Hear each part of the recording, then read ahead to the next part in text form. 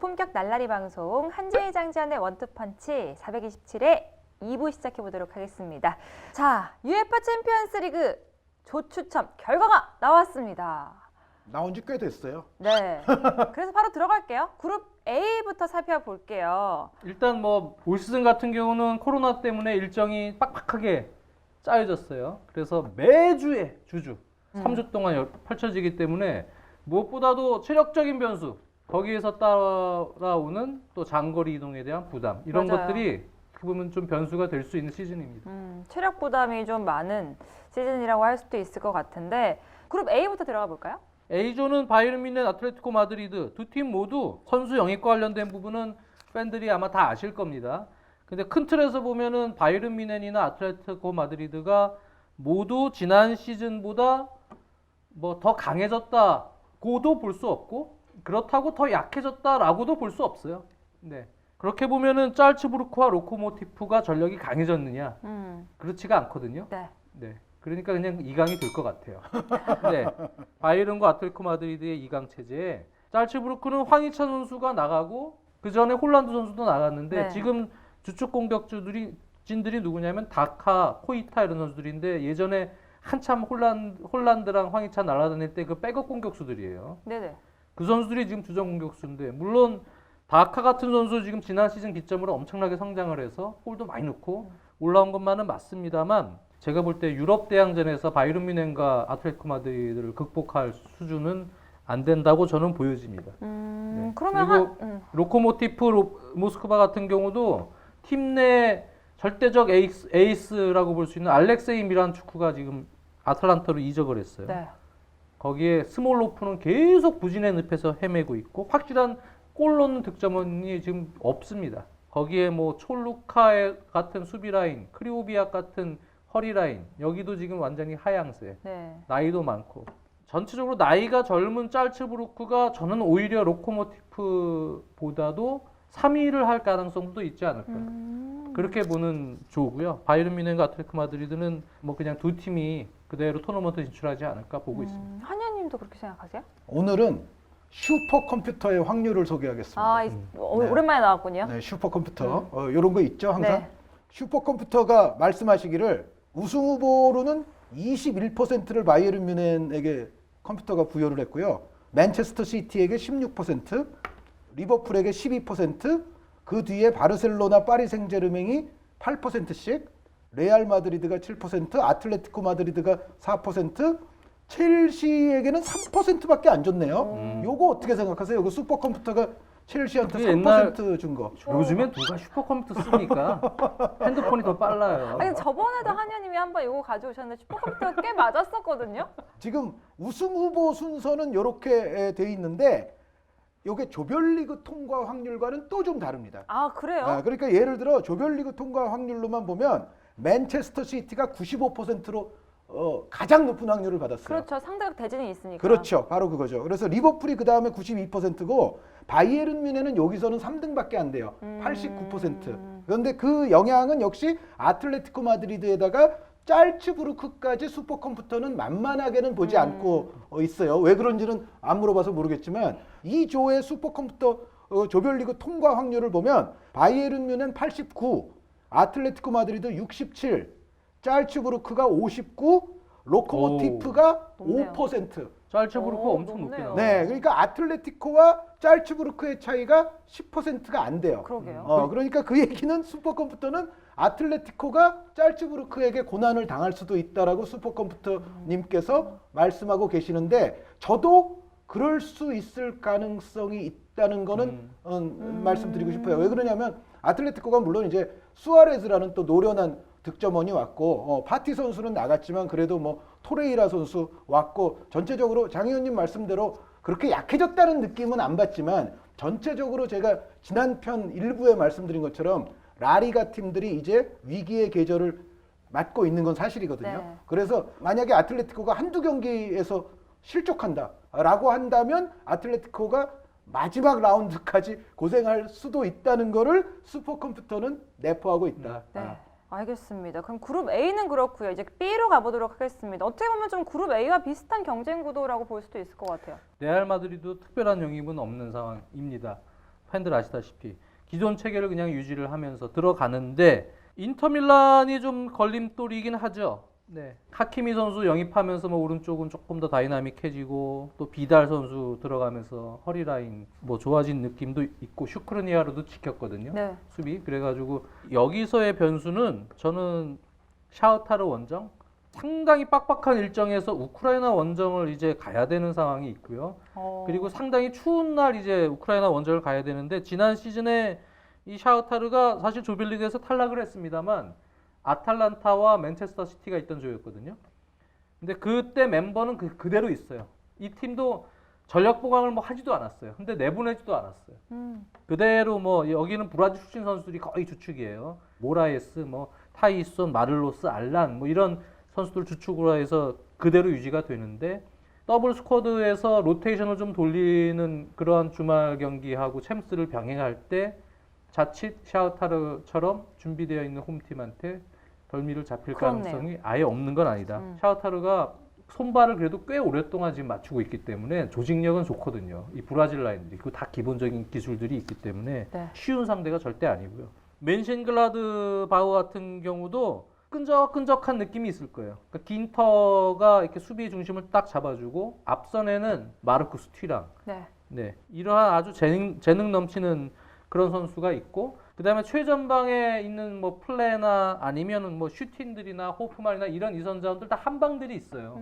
그래서 여기도 레알 마드리드나 인터밀란이 아주 압도적인 운영을 하지 않으면 발목을 무승부 같은 걸로 이렇게 잡을 확률은 분명히 존재한다고 보여지기 때문에 레알 인터밀란이 2조에서 조금 더 A조에 있는 두 팀보다는 고생할 가능성이 높다고 봅니다. 일정이 변수다, 원정이 변수다라고 얘기를 해주셨고요. 그렇다면 슈퍼컴퓨터는 그룹 B를 어떻게 보셨나요? 슈퍼컴퓨터의 의견에 따르면 일종의 죽음의 조에 가까울 공산이 큽니다. 장 의원님의 네. 평가 좀 비슷하네요. 네, 일단 꼴찌와 1위의 차이가 어느 정도냐가 중요한 의미가 있잖아요. 꼴찌가 샤우타르 도네츠크로 돼 있거든요. 그런데 29%나 돼요. 네. 그러니까 3할 정도 확률로 샤크타르도 조별리그 올라갈 통과를 수 할 수 있다는 2위 안에 얘기죠. 들 가능성이 있다라고 보는 거고 멘헨글라트바흐를 32%로 보고 있어요. 그러면 레알 마드리드가 1등인데 얼마냐? 78%. 네. 인터밀란이 61%. 여기는 78하고 29하고의 처음하고 끝의 차이가 그렇게 많지 않아요. 그렇죠. 그러니까 어떻게 보면 조금 뒤죽박죽이 될 수도 있고 아주 혼돈의 지경으로 갈 수도 있는 그런 걸 이제 슈퍼컴퓨터도 말하고 있는 그 슈퍼컴퓨터가 제가 보면 일리가 있더라고요. 제가 이거를 괜히 말하는 게 아니라 거기 재밌어요. 분기 영업이익이 어느 정도? 그 상장도 있대요 여기 위에서. 그런데 어찌됐건 2조야말로 원하는 만큼 결정력이 터지는 팀들이 결국은 유리할 거예요. 그러니까 레알 마드리드 지금 가장 큰 문제가 골 결정력이고 인테르 밀란하고 샤크타르 도네츠크는 바로 얼마 전에 사실 유로파 리그를 또 했던 네. 팀들이에요. 근데 정작 중요한 고비길에 가니까 어떤 주도하는 거나 점유하는 거에 비해서는 샤크타르가 골을 잘 못 넣더라고요. 그리고 저는 인터 밀란과 멘헨글라트바흐도 상대와 경기에 따라서 약간 결정력에 문제가 발생할 수도 있는 팀들이라고 봐요. 그래서 결국은 골 잘 넣는 팀이 결국은 올라갈 조인데 어찌됐건 이 조는 상당히 죽음의 조의 냄새가 짙습니다. 결정력이 키다 이렇게 또 말씀해 주셨고 이제 그룹 C로 가볼게요. 요거는 뭐 맨시티의 압도적인 1위가 예상되는 가운데 뭐 2위는 누가 될 것인가 이렇게 얘기들 하더라고요. 현재는 맨체스터 시티가 무리 없이 조수위를 차지할 가능성이 높죠. 네. 그 얘기는 이제 다른 팀들이 확실히 좀 전력 보강이 된 팀이나 확실히 강해진 느낌이 있어야 되는데 그런 느낌이 별로 없습니다. 네, FC 포르투도 수비형 미드필더 팀의 중심 다닐로 페레이라가 상당히 중요한데 이 선수가 지금 나갔어요. 파리로 임대를 가하면서 지금 콘세이산 감독도 상당히 힘들어하고 있는 분위기고 그 왼쪽 수비수 텔레스가 또 갔어요. 네. 그리고 아직 확실한 보강은 없습니다. 네, 그 상황에서 지금 마레가 중심으로 한 3톱은 뭐 그대로 유지가 되고 있고 은벤바와 예전 뉴캐슬에서 뛰던 페페 베테랑이죠 노장 수비 라인이 있는데 지금 현재 상황으로 이대로 끝나면 지난 시즌보다는 전력이 약화될 것이다 라고 보는 것이 저는 맞을 것 같습니다. 근데 FC 포르투 같은 경우는 그렇다면 이제 안드레 빌라스 보아스 감독의 마르세유 그리고 올림피아코스 이 두 팀은 어떻냐? 젊은 선수들도 있지만 노장 네. 선수들을 너무 선호하는 느낌이 좀 강합니다. 그래서 마르세유는 지금 일본 노장 풀백 라인 나카토모를 지금 갈라타사라에서 다시 데려오면서 거기에 오른쪽은 사카이 히로키 여기도 또 베테랑이에요. 노장 또 디미트리 파에 선수가 이 선의 중심을 잡는 팀이고 토방 있고 또 최전방에 베네두토 이런 선수 있는데 물론 퀴장스 같은 선수 임대해서 데려왔습니다. 바이에른 뮌헨에서 도르트문트에서 발레리드도 임대를 데려오고 센터백 알바로 곤잘레스 영입하면서 이쪽 허리 수비는 강화를 했습니다만 지금 이 일정에서 이 선수들이 과연 정상적인 컨디션으로 계속 라운드를 소화할 수 있겠느냐 리그랑 같이 그렇다고 리그에서 완전히 로테이션을 돌릴 만한 두꺼운 스쿼드를 가진 팀도 아니거든요. 현재 체력적으로나 아예 젊은 팀 위주로 해서 탁 달려들 수 있는 게 오히려 더 올 시즌은 더 강점이 있을 텐데 좀 힘들고 올림피아코스도 과거에 바이에른 뮌헨에서 뛰었던 하피냐 선수를 플라멩고에서 다시 불러들였어요. 35살이 넘어갔죠. 하피냐 선수도. 그리고 와포드에서 홀레바스 선수도 영입을 했습니다. 35, 6 이런 선수들이에요. 만으로. 그리고 주포 엘 아라비도 33살. 너무 많고. 발부에나 36. 네. 노장들이 지금 너무 많습니다. 비나그리 같은 선수는 잘 데려왔지만 이 선수는 울버햄튼에서 상당히 공격력이 좋은 왼쪽 풀백인데 이 선수는 잘 데려왔는데 나머지 주축 선수들이 중심을 잡고 해야 될 선수들이 나이가 너무 많다. 그래서 이 조는 올림피아코스 마르세유는 지금 맨시티를 잡을 만큼의 그러한 준비, 체력 이게 과연 될 것인가라는 의문이 있고요. 2위 싸움이 이제 문제인데 저는 그래도 2위는 포르투가 조금 유력하지 않을까 보고 있습니다. 슈퍼컴퓨터도 그렇게 보고 있나요? 정확하게 그렇게 보고 있습니다. 맨체스터 시티가 아까 우승 확률은 바이에른보다 떨어지지만 조별리그 통과 확률에서는 제가 짱이라고 말씀드렸잖아요. 슈퍼컴퓨터가 말하기를. 나머지 셋은 죽음의 조예요. 여기도. 포르투가 46%, 올림피아코스가 40%, 6% 차이죠. 네. 마르세유가 19%. 마르세유는 조금 지켜줬어요.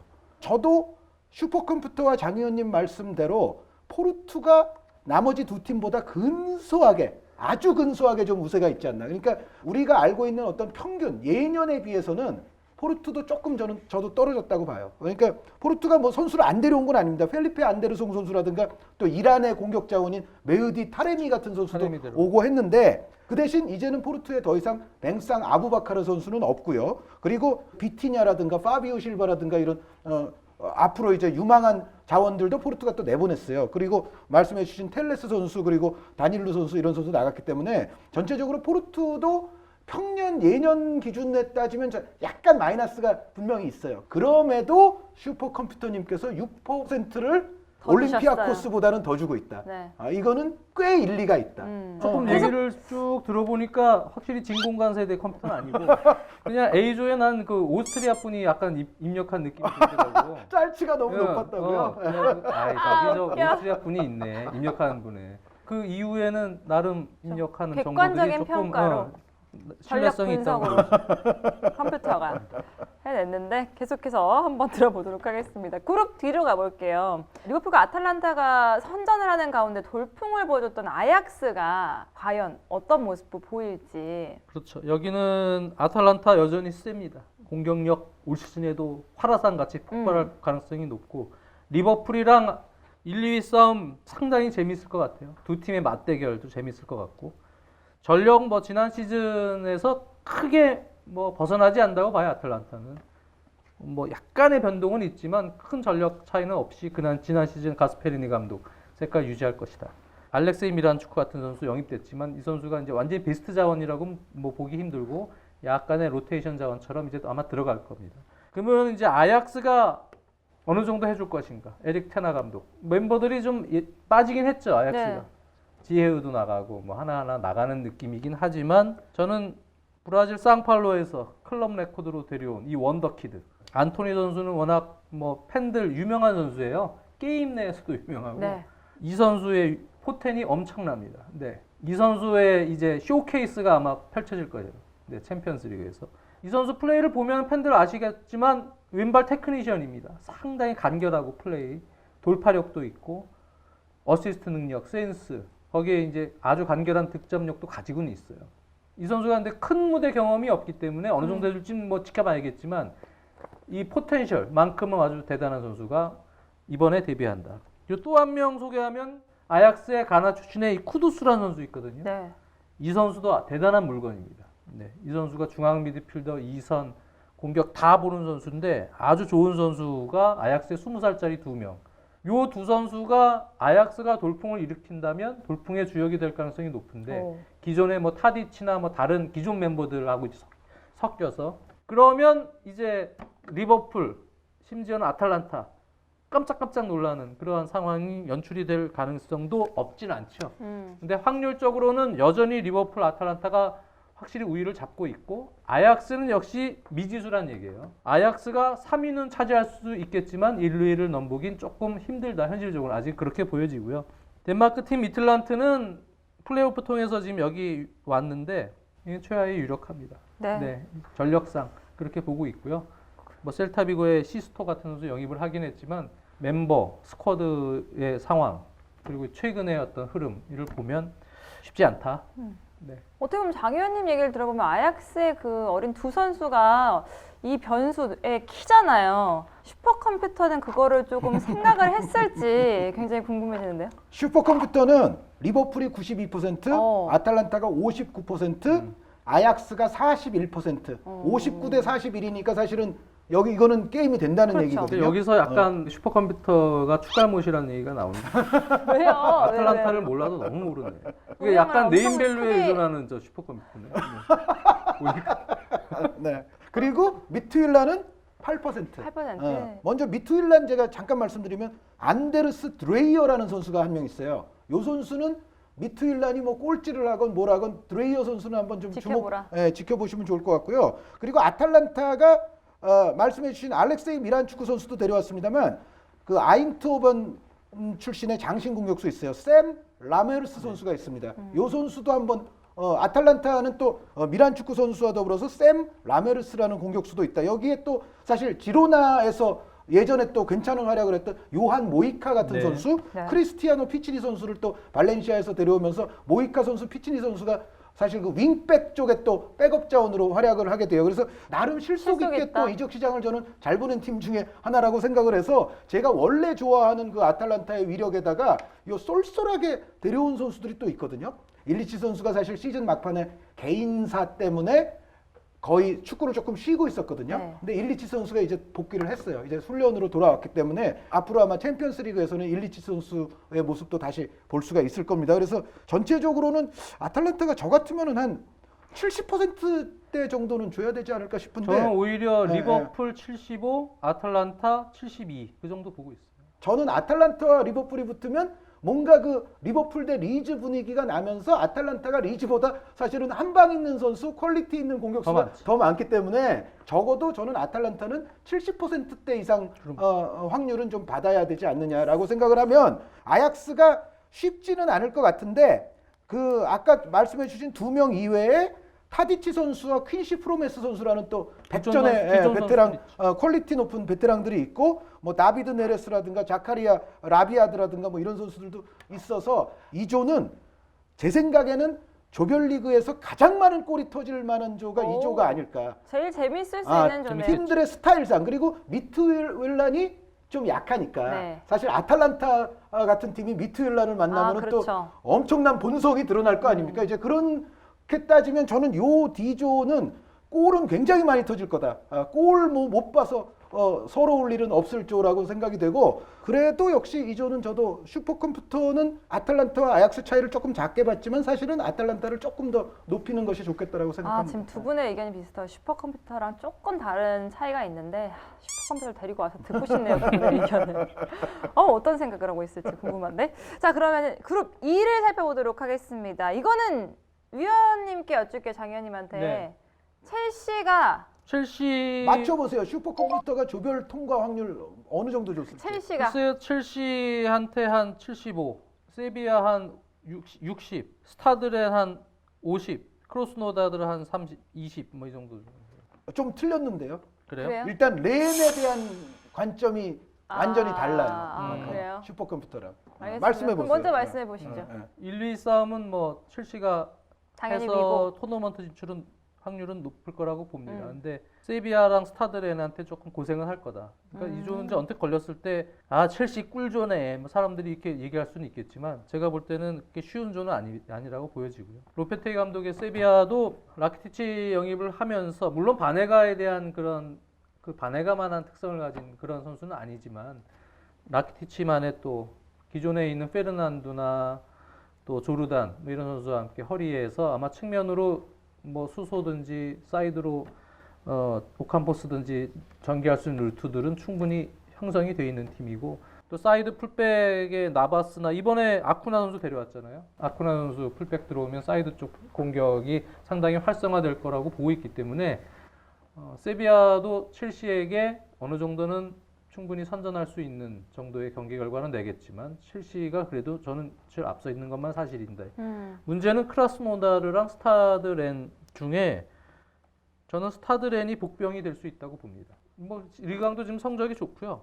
또 여기도 아까 이 20살의 아약스의 안토니 선수 얘기했지만 쿠두스하고 여기는 17살의 슈퍼 유망주 있죠. 카마빙가. 이 카마빙가의 이제 또 쇼케이스가 펼쳐지겠죠. 중앙 미드필더. 지금 빅클럽들이 전부 노리고 있는 선수 중이기 때문에 카마빙가는. 그래서 이 17살의 카마빙가 선수가 있고 베테랑의 이제 은존지랑 같이 허리에 포진이 되겠죠. 그리고 나서 또 18살의 신성, 벨기에의 신성이죠. 안드레테스 영입한 선수. 이 도쿠 선수를 데려왔어요. 거기에 이제 리옹에서 영입한 테리에, 뭐 인터 밀란에서 달베를 영입하고 또 센터백도 어느 정도는 보강을 한 상황입니다. 또 공격진도 규라시 선수, 아미앙의 공격수 규라시 영입했는데 지금 초반 페이스가 좋아요. 네. 리그왕에서.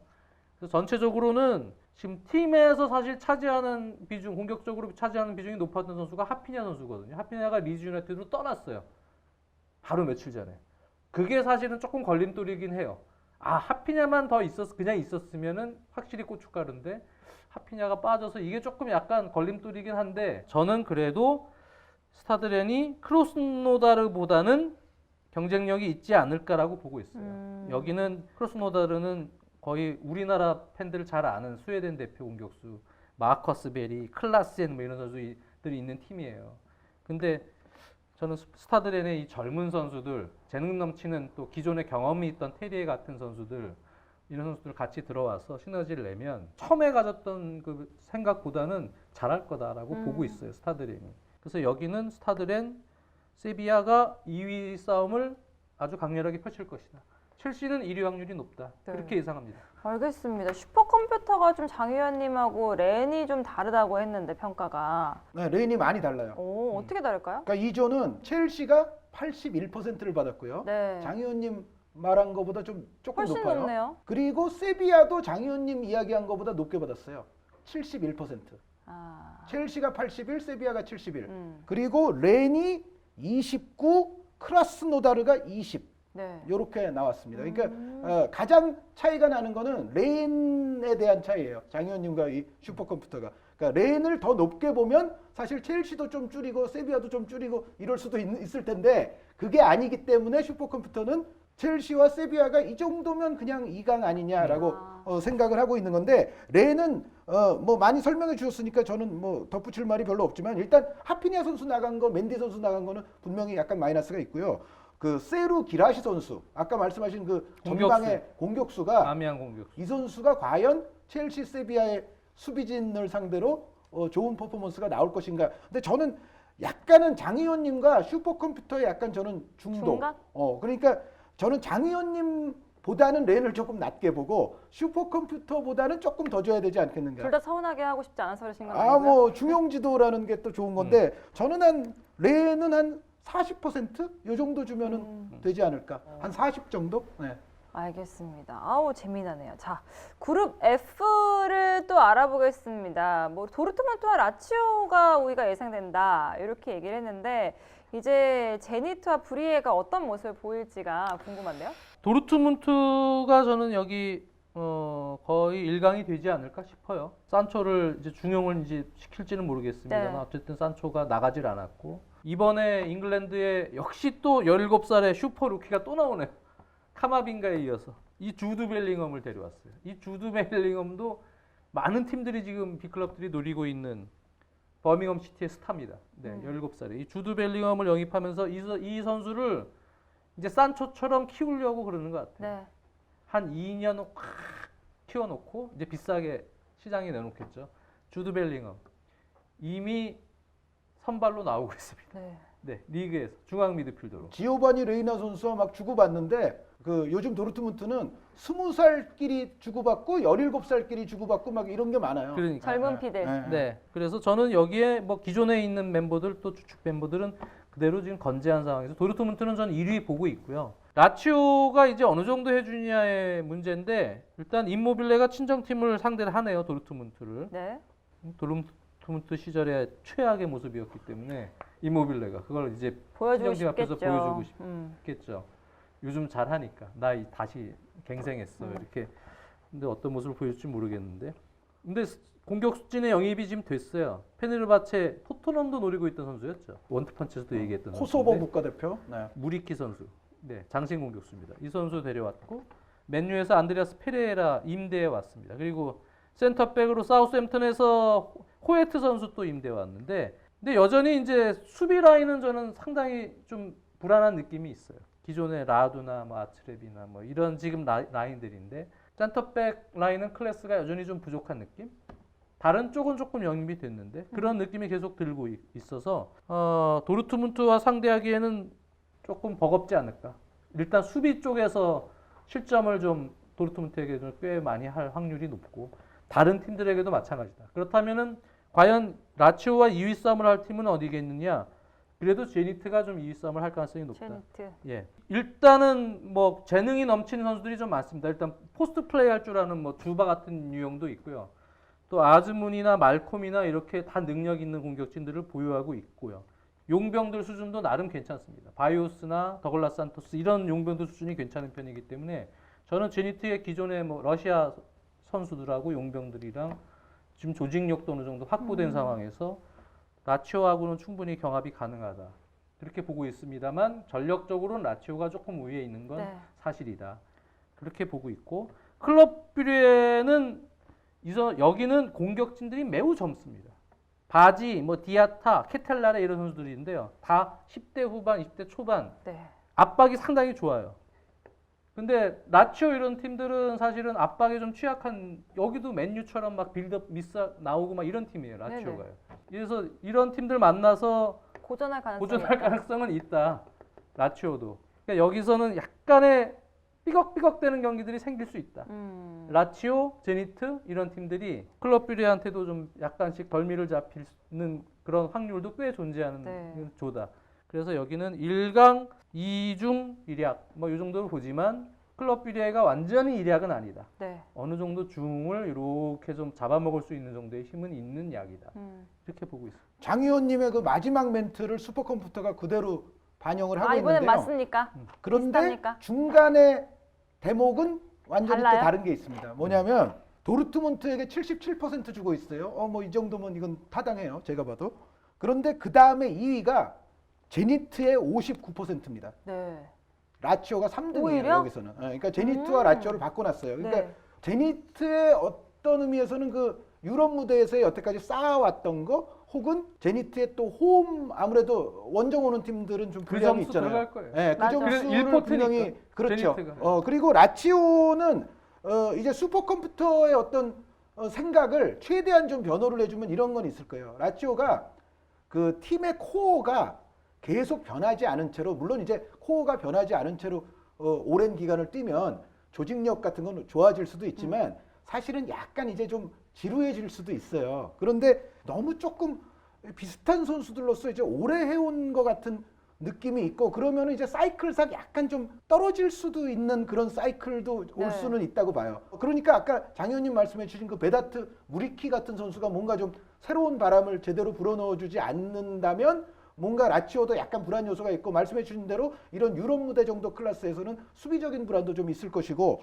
그런 거를 고려했는지는 모르겠지만 어쨌든 라치오에게 37%밖에 안 줬어요. 네. 제니트가 59인데 라치오가 37이고 꽤 차이가 커요. 그렇죠. 그 정도면 꽤 차이가 크다고 봐야죠. 여기에 아까 마지막에 말씀하신 거는 맞아요. 뭐냐면 불의회가 뭔가 딴죽을 걸 수 있는 정도가 된다. 브리에가 꼴찌인데 27%를 받았어요. 그러니까 라치오, 뭐 제니트 여기서는 약간 의견이 갈릴 수는 있지만 공통적으로 제가 정리를 해드리자면 이거죠. 도르트문트가 그래도 여기선 가장 낮고 라치오, 제니트가 싸울 수 있는데 여기에 브리에가 은연중 끼어들 수 있다. 그 정도의 수치를 지금 이 슈퍼컴퓨터는 보여주고 있습니다. 알겠습니다.